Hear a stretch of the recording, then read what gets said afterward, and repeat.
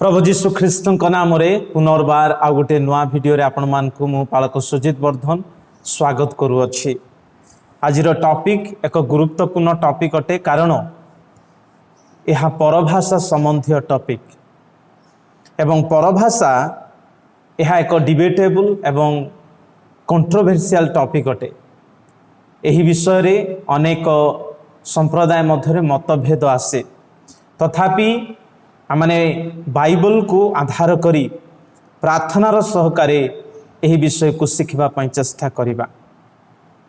आज ये वीडियो रे मु आपण मानकु परभाषा कौन अटे बाइबलिक शिक्षा अनुसार एवं आज जो परभाषा कहा जाउची ताहा कौन बिब्लिकल की यार प्रश्न उत्तर किछि आलोचना करिबा पई चाहिबी। परभाषा संबंधी विषय रे मु किछि सीरीज मेसेज बनाऊँगी तेणु आपण माने परभाषा संबंधी यही शिक्षा जानिबा पई यही सीरीज मेसेज को देखिबा पई चेष्टा करंतु। प्रथम विषय ताहा होची परभाषा माने कौन अटे।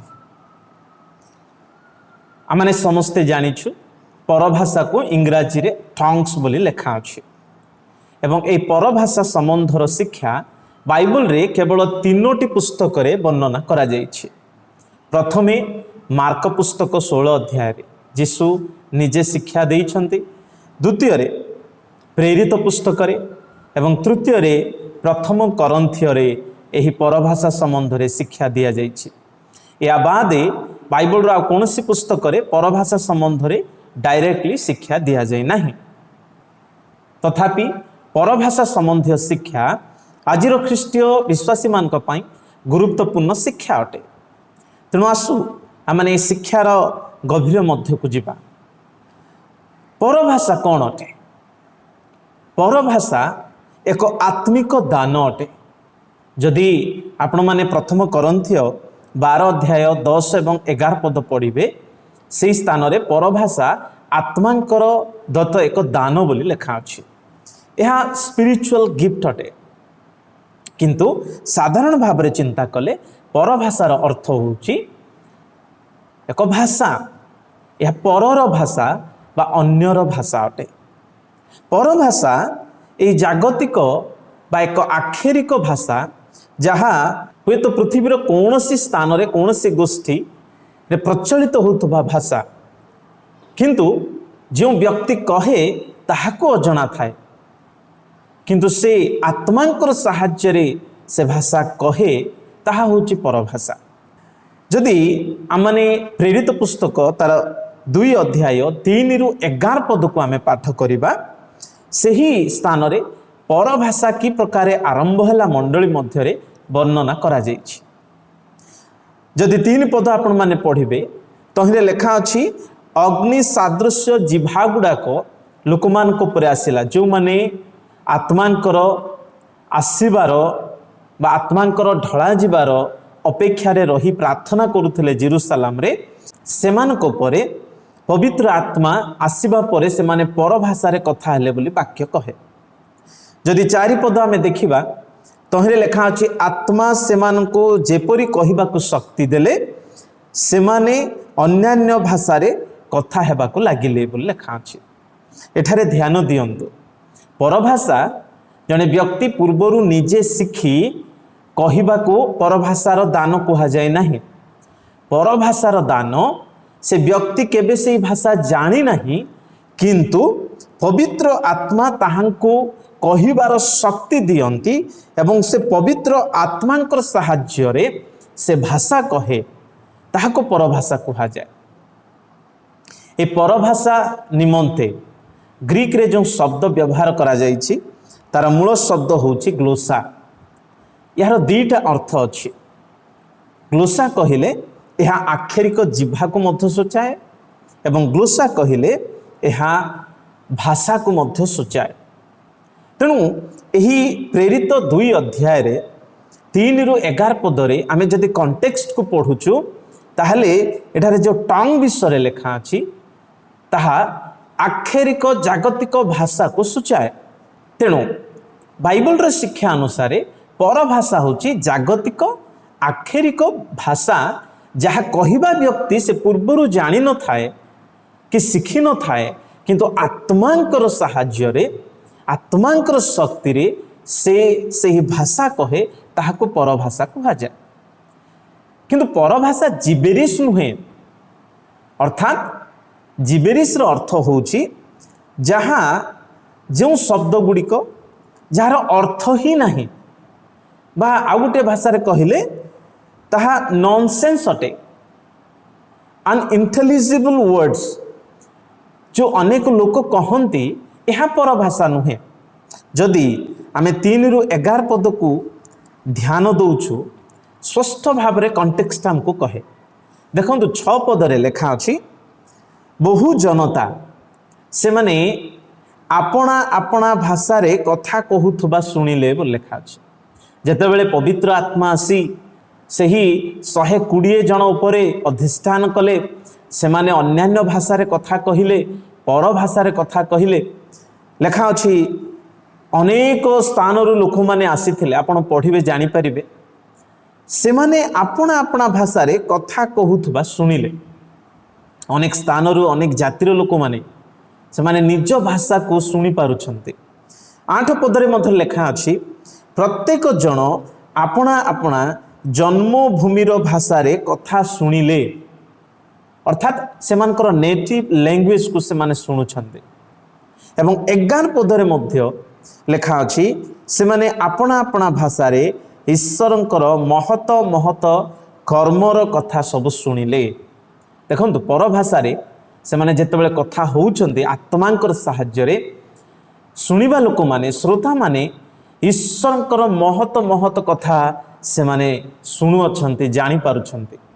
तेणु एही शिक्षा अनुसार परभाषा होउछि एक जागतिक भाषा जहाँ वक्ता कहवा लोक से जानी न थाए किंतु श्रोता ताहा बुझी पारे। किंतु सबुठु गुरुत्वपूर्ण विषय सेतेबेले आसे जेतेबेले किछि पेंटिकोस्टल प्रीचर माने बा कैरिज्मेटिक ग्रुप रो लोक माने से माने कहंती जे प्रेरित पुस्तक रे जो परभाषा विषय लेखा अछि एवं करंथ्य पुस्तक रे जो परभाषा कथा लेखा अछि ताहा संपूर्ण भिन्न अटे।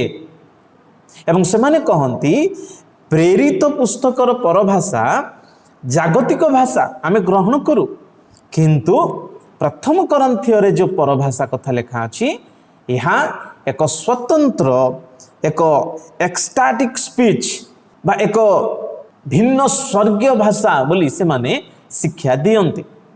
किंतु प्रिय माने यहाँ बाइबेलिक नुहे। काहींकि बाइबेलिक नुहे तार कारण मु आपण मान को कहिबे।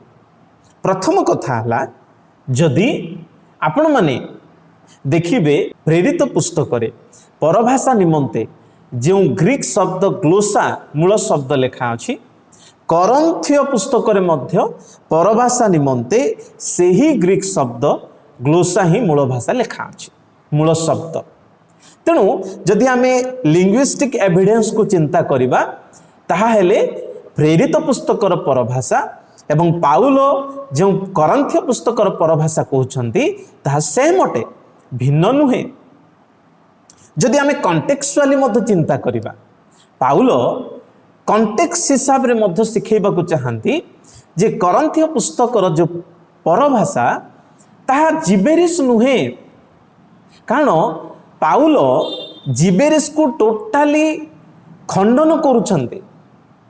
जदि आपण माने पढ़िबे प्रथम करंथीय 14 अध्याय 6 ରୁ 11 पद को कॉन्टेक्चुअली आपण पढ़ंतु, आपण निजे बुझी जिबे। देखंतु लेखा अछि कॉन्टेक्स्ट रे पाउल 7 पद रे एक उदाहरण दउछन्ती बंशी और बीणा स्वर स्पष्ट स्वर न हेले लोके केमिति जानिबे बोली कहउछन्ती। अर्थात ये जागतिक विश्व को नहीं पाउल स्पष्ट करने को चाहूँगी ये जगत रे निर्जीव वाद्य जंत्र मध्य एक स्पष्ट स्वर दिए। तेबे जो माने आज परभाषा ना रे जिबेरिश कहउछन्ती तांको पाउल एठारे खंडन करूछन्ती। देखंतु 8 पद रे लेखा अछि तुरी मध्य स्पष्ट ध्वनि देबा दरकार। जदि अस्पष्ट ध्वनि देले ताहा कोनोसी लाभयुक्त नुहे। ଦେଖନ୍ତୁ 9 ପଦରେ ପାଉଲ ଏଠାରେ ଷଷ୍ଠରେ କହୁଛନ୍ତି, ଧ୍ୟାନ ସେ ପଢ଼ନ୍ତୁ। ତୁମ୍ଭର ଜିଭାରେ ସ୍ପଷ୍ଟ କଥା କୁହ, ସହଜ ବୋଧଗମ୍ୟ କଥା କୁହ। ଏଠାରେ ପାଉଲ ଜିବେରିସକୁ ପ୍ରମୋଟ କରୁନାହାନ୍ତି। ଅସ୍ପଷ୍ଟ କଥା, ଅନଇଣ୍ଟେଲିଜିବଲ୍ କଥା କିମ୍ବା ଏହି ପ୍ରକାର କଥା ଯାହାକି ଅର୍ଥହୀନ, ଏହି କଥା କହିବାକୁ ପାଉଲ ଟୋଟାଲି ମନା କରୁଛନ୍ତି। ଦେଖନ୍ତୁ ଲେଖା ଅଛି, କାରଣ ତାହା ଶୂନ୍ୟକୁ କହିଲା ପରି ହେବ। ଯଦି ଜଣେ ବ୍ୟକ୍ତି ନିଜ ମୁଖରେ ଏହି ପ୍ରକାର ଭାଷା କହିବ ଯାହାର କିଛି ମୂଲ୍ୟ ନାହିଁ, ଯାହାର କିଛି ଅର୍ଥ ନାହିଁ, ଯାହାର କୌଣସି ଅର୍ଥ ବୁଝି ହେବ ନାହିଁ, ତାହେଲେ ତାହା ଶୂନ୍ୟକୁ କହିଲା ପରି ହେବ। ତେଣୁ ପାଉଲ କହିଲେ ସହଜରେ ବୋଧଗମ୍ୟ କଥା କୁହ, ଜିବେରିସ୍ କୁହ ନାହିଁ। ଏହା ପାଉଲ ଶିକ୍ଷା ଦେଉଛନ୍ତି। ପାଉଲ କେବେ ବି ଜିବେରିସ୍କୁ ପ୍ରମୋଟ କରିନାହାନ୍ତି। ଆପଣ ଦେଖନ୍ତୁ 10 ପଦକୁ ମଧ୍ୟ ପଢ଼ନ୍ତୁ। ଦେଖନ୍ତୁ ଲେଖା ଅଛି, ପ୍ରତ୍ୟେକ ଶବ୍ଦ ଭାଷା ଅର୍ଥ ରହିବା ଦରକାର। ଅର୍ଥ ଶୂନ୍ୟ ହେଲେ କିଛି ହିଁ ଲାଭ ନାହିଁ, ଏହା ପାଉଲ ଶିଖାଉଅଛନ୍ତି। କିନ୍ତୁ ଦୁଃଖ ଲାଗେ, ଆଜିକାଲିର ଅନେକ ସ୍ପିକର ମାନେ, ବିଶେଷ କରି କ୍ୟାରିଜମେଟିକ୍ ଗ୍ରୁପରୁ ଯେଉଁମାନେ ଆସନ୍ତି, ଅନେକ ପେଣ୍ଟିକୋଷ୍ଟାଲ ଚର୍ଚ୍ଚ ମାନଙ୍କରେ, ମିଟିଂ ମାନଙ୍କରେ ଏହି ପ୍ରକାରେ ଜିବେରିସ୍ କହିବାକୁ ମଧ୍ୟ ଆତ୍ମାଙ୍କର ପରଭାଷା ବୋଲି କହି ପ୍ରମୋଟ କରନ୍ତି, ଯାହା ମନକୁ ବହୁତ ଦ୍ୱନ୍ଦ୍ୱ ଆଣେ, ଏକ ଡାଉଟଫୁଲ ସିଚୁଏସନ କ୍ରିଏଟ ହୁଏ। ଏହା ବାଇବେଲିକ ନୁହେଁ। କଣ୍ଟେକ୍ସକୁ ନ ପଢ଼ି ଏହି ପ୍ରକାର ଶିକ୍ଷା ଦିଅନ୍ତି। ଆପଣମାନେ ଭାବୁଥିବେ 1 କରନ୍ଥୀୟ 13:1 ପଦରେ ଦୂତଙ୍କର ଭାଷା ବୋଲି ଲେଖା ଅଛି। 1 କରନ୍ଥୀୟ 14:2 ପଦରେ ଏହା କେହି ବୁଝିପାରିବେ ନାହିଁ ବୋଲି ଲେଖା ଅଛି। ତାର କଣ୍ଟେକ୍ସ ଜାଣିଛନ୍ତି? କେଉଁ ଭାଷାରେ ପାଉଲ ଲେଖିଛନ୍ତି? ମୋର 5ଟି ସିରିଜରେ ଏହି ପରଭାଷା ସମ୍ବନ୍ଧରେ ମୁଁ ଶିକ୍ଷା କାଢ଼ୁଛି, ଆପଣମାନେ କ୍ଲିଅର ପାଇଯିବେ। କିନ୍ତୁ ଏଠାରେ ପାଉଲ ଯେଉଁ କଣ୍ଟେକ୍ସଟା ଆମେ ଦେଖିଲୁ, ଉଦାହରଣକୁ ବ୍ୟବହାର କଲେ, ପାଉଲ ନିଜେ କହୁଛନ୍ତି ତାହା ସ୍ପଷ୍ଟ ହେବାକୁ ପଡ଼ିବ। ସହଜ ବୋଧଗମ୍ୟ କଥା ନ କହିଲେ ଲାଭ କ'ଣ? ଏହା ପାଉଲ ଶିଖାଉଛନ୍ତି।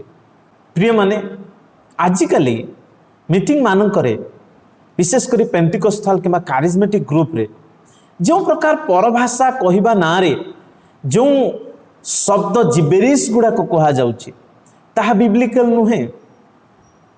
ସେମାନେ ତାହା ଅସ୍ପଷ୍ଟ ଧ୍ୱନି, କୌଣସି ଅନଇଣ୍ଟେଲିଜିବଲ୍ ୱାର୍ଡ ଗୁଡ଼ାକ କହନ୍ତି। ମୋତେ କୁହନ୍ତୁ, ଭାଷା କ'ଣ 12-15ଟା ଶବ୍ଦରେ ସୀମିତ ଥାଏ କି? ଗୋଟିଏ ଭାଷା କହିଲେ ଥାଉଜେଣ୍ଡସ୍ ଅଫ୍ ୱାର୍ଡ ଥିବ। କିନ୍ତୁ ଆଜିକାଲି ମୁଁ ଯେତିକି ଦେଖିଛି, ମୁଁ ସମସ୍ତଙ୍କୁ କହୁନାହିଁ, ଯେତିକି ସବୁ ପେଣ୍ଟିକୋଷ୍ଟାଲ ମିଟିଂ ଗୁଡ଼ାକରେ ମୁଁ ଆଟେଣ୍ଡ କରିଛି, ପ୍ରାୟ ଅନେକ କିଛି ଶବ୍ଦକୁ, ଗୋଟେ 12-15ଟା ଶବ୍ଦକୁ ରିପିଟ୍ କରିକି କହନ୍ତି। ସେଇ ଶବ୍ଦକୁ ବାରମ୍ବାର ରିପିଟ୍ କରି କରି କହନ୍ତି, ଆଉ କହନ୍ତି ଯେ ଏହା ପରଭାଷା ଅଟେ। ଏବଂ ସେ ସ୍ପିକର ମାନେ ମଧ୍ୟ ତାହାକୁ ପ୍ରମୋଟ କରନ୍ତି। ହଁ, ତୁମେ ଭାଷା ପାଇଲ, ଶିଖିବାକୁ ଚେଷ୍ଟା କର, କହିବାକୁ ଚେଷ୍ଟା କର। ପ୍ରିୟମାନେ, ପରଭାଷା କହିବା ପାଇଁ ଯଦି ବାଇବେଲିକ ଅନୁସାରେ ଜାଗତିକ ଭାଷା, ଆକ୍ଷରିକ ଭାଷା କିନ୍ତୁ ସେ ଶିଖି ନାହିଁ, ଆଉ ପ୍ରଭୁ ତାଙ୍କୁ ଆଲୌକିକ ଭାବରେ ଦେଉଛନ୍ତି, ଆଉ ସେ ଯଦି କହୁଛି, ସେଥିରେ ମୁଁ ମନା କରିବି ନାହିଁ। ପ୍ରେଜ୍ ଗଡ୍। ସେଥିପାଇଁ ଆମେ ସେଥିରେ ବିରୋଧ ନାହିଁ, ତାହା ହେଉଛି ବାଇବେଲିକ ପରଭାଷା। କିନ୍ତୁ ପରଭାଷା ନାଁରେ ଆଜିକାଲି ଯେଉଁ ପ୍ରକାର ଜିବେରିସ୍ କହୁଛନ୍ତି, ତାହା ବାଇବେଲିକ ନୁହେଁ। କାହିଁକି? ଆଜିକାଲି ମିଟିଂ ମାନଙ୍କରେ ଯେଉଁ ପରଭାଷା କହୁଛନ୍ତି, ତା ବାଇବେଲର ନିୟମ ଅନୁସାରେ କୁହାଯାଉ ନାହିଁ। ଏବଂ ଦ୍ୱିତୀୟରେ, ଯେଉଁମାନେ ପରଭାଷା କହନ୍ତି, ଅନେକ ଟାଇମ୍ରେ, ଅନେକ ମିଟିଂରେ ତାହା ଏକ ବିଶୃଙ୍ଖଳାର ପରିସ୍ଥିତି ସୃଷ୍ଟି କରେ। ସେମାନେ ଅନକଣ୍ଟ୍ରୋଲ ହୁଅନ୍ତି ଏବଂ କହନ୍ତି ମୋର କଣ୍ଟ୍ରୋଲ ରହିଲା ନାହିଁ। ଅନେକ ମହିଳାମାନେ ମଧ୍ୟ ପରଭାଷା ଏମିତି ଡେଇଁ ଡେଇଁ କହନ୍ତି ଯେ ସେମାନଙ୍କର କାହାର ଚୁଡ଼ି ଭାଙ୍ଗିଯାଏ, କାହାର ଲୁଗା ଖସିଯାଏ, ଶାଢ଼ୀ ଖସିଯାଏ, ଶାଳୀନତା କ'ଣ ସେମାନଙ୍କୁ ଆଉ ଧ୍ୟାନ ରହେ ନାହିଁ। ଏହି ପ୍ରକାର ଅବସ୍ଥାରେ, ଅନକଣ୍ଟ୍ରୋଲ ଅବସ୍ଥାରେ ସେମାନେ କହିବାକୁ ଆରମ୍ଭ କରନ୍ତି ଏବଂ କିଛି ସ୍ପିକର ମାନେ ସେମାନଙ୍କୁ ପ୍ରମୋଟ କରନ୍ତି, ପରଭାଷାରେ କହୁଛି, ଆତ୍ମାରେ କହୁଛି ବୋଲି।